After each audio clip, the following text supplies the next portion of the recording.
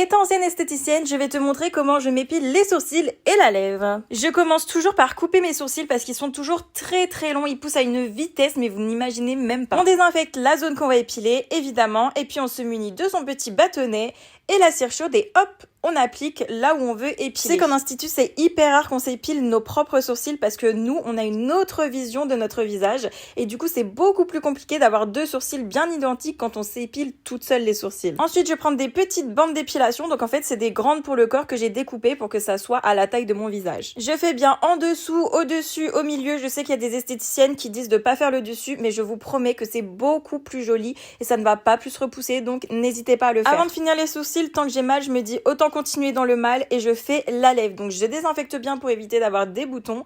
On applique la cire et hop, on tire. Je vous promets que la lèvre, ça fait le plus mal. C'est ce qui fait le plus mal entre les sourcils et la lèvre. Je vous promets que c'est vraiment la lèvre, c'est un enfer. Maintenant, on a assez souffert et place à la réconciliation. Du coup, on va prendre une huile exprès pour les épilations. Donc là, c'est une huile qui m'avait été offerte par mon institut. Hop, j'en mets sur les sourcils, la lèvre. Et moi, j'aime bien passer un dernier coup de désinfectant pour éviter d'avoir des boutons parce que l'huile, c'est quand même assez gras pour la peau. Un petit coup de pince à épiler parce que t'as toujours un poil qui décide de ne pas s'en aller. Donc hop.